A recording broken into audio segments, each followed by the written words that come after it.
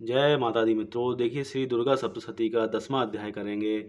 शुंभ वध नामक ये अध्याय है। इससे पहले के अध्याय आपको मिलेंगे डिस्क्रिप्शन बॉक्स में, उनको पढ़ के आप और ज़्यादा कथाओं का आनंद ले सकते हो। देखिए, सबसे पहले है ध्यान, माता रानी का ध्यान होगा, उसके बाद कथा प्रारंभ होगी। देखिए, मैं मस्तक पर अर्धचंद्र धारण करने वाली शिव शक्ति स्वरूपा भगवती कामेश्वरी का हृदय से चिंतन करता हूँ। वे तपाए हुए सुवर्ण के समान सुंदर हैं। सूर्य, चंद्रमा और अग्नि, ये ही तीन उनके नेत्र हैं तथा वे अपने मनोहर हाथों में धनुष, बाण, अंकुश, पाश और शूल धारण किए हुए हैं।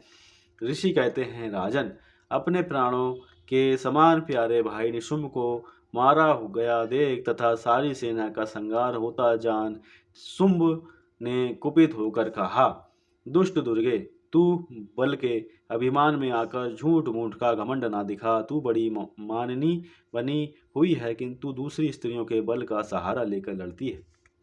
यहाँ देखिए, माता रानी का बहुत सुंदर चित्र है। देवी बोली, ओ दुष्ट, मैं अकेली ही हूँ। इस संसार में मेरे सिवा दूसरी कौन है? देख, ये मेरी ही विभूतियाँ हैं, अतः मुझ में ही प्रवेश कर रही हैं। तदनंतर ब्रह्माणी आदि समस्त देवियाँ अंबिका के शरीर में लीन हो गईं। उस समय केवल अंबिका देवी ही रह गईं। ये देखिए, इस प्रकार से जो है ये चित्र है अंबिका देवी का शुंभ के साथ युद्ध के लिए उगत होना। फिर देवी बोली, मैं अपनी ऐश्वर्य शक्ति से अनेक रूपों में यहाँ उपस्थित हुई थी। उन सब रूपों को मैंने समेट लिया। अब अकेली ही युद्ध में खड़ी हूँ। तुम भी स्थिर हो जाओ। ऋषि कहते हैं, तदनंतर देवी और शुंभ दोनों में सब देवताओं तथा दानवों के देखते देखते भयंकर युद्ध छिड़ गया। बाणों की वर्षा तथा तीखे शस्त्रों एवं दारुण अस्त्रों के प्रहार के कारण उन दोनों का युद्ध सब लोगों के लिए बड़ा भयानक प्रतीत हुआ। उस समय अंबिका देवी ने जो सैकड़ों दिव्य अस्त्र छोड़े, उन्हें दैत्यराज शुंभ ने उनके निवारक अस्त्रों द्वारा काट डाला। इसी प्रकार शुंभ ने भी जो दिव्य अस्त्र चलाए, उन्हें परमेश्वरी ने भयंकर हुंकार शब्द के उच्चारण आदि द्वारा खिलवाड़ में ही नष्ट कर डाला। तब उस असुर ने सैकड़ों बाणों से देवी को आच्छादित कर दिया। यह देख क्रोध से भरी हुई उन देवी ने भी बाण मारकर उसका धनुष काट डाला। धनुष कट जाने पर फिर दैत्यराज ने शक्ति हाथ में ली, किंतु देवी ने चक्र से उसके हाथ की शक्ति को भी काट गिराया। तत्पश्चात दैत्यों के स्वामी शुंभ ने 100 चांद वाली चमकती हुई ढाल और तलवार हाथ में ले उस पर देवी पर धावा किया। उसके आते ही चंडिका ने अपने धनुष से छोड़े हुए तीखे बाणों द्वारा उसकी सूर्य किरणों के समान उज्ज्वल ढाल और तलवार को तुरंत काट दिया। फिर उस दैत्य के घोड़े और सारथी मारे गए। धनुष तो पहले ही कट चुका था। अब उसने अंबिका को मारने के लिए उहद को भयंकर मुदगर हाथ में लिया। उसे आते देख देवी ने अपने तीक्ष्ण बाणों से उसका मुदगर भी काट डाला। तिस पर भी वह असुर मुक्का तानकर बड़े वेग से देवी की ओर झपटा। उस दैत्यराज ने देवी की छाती में मुक्का मारा।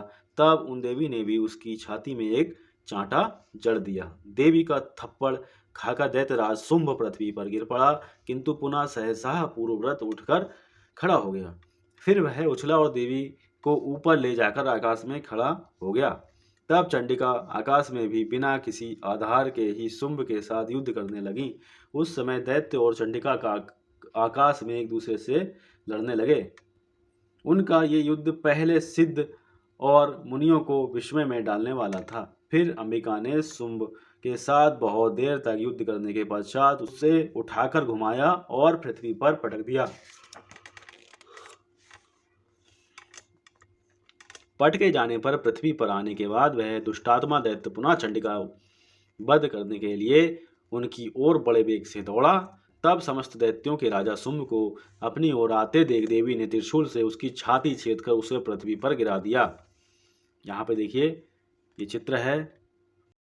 देवी के शूल की धार से घायल होने पर उसके प्राण पखेरु उड़ गए और वह समुद्रों, द्वीपों तथा पर्वतों सहित समूची पृथ्वी को कंपाता हुआ भूमि पर गिर पड़ा। तदनंतर उस दुरात्मा के मारे जाने पर संपूर्ण जगत प्रसन्न एवं पूर्ण स्वस्थ हो गया तथा आकाश स्वच्छ दिखाई देने लगा। पहले जो उत्पात सूचक मेघ और उल्कापात होते थे, वे सब शांत हो गए तथा उस दैत्य के मारे जाने पर नदियां भी ठीक मार्ग से बहने लगीं।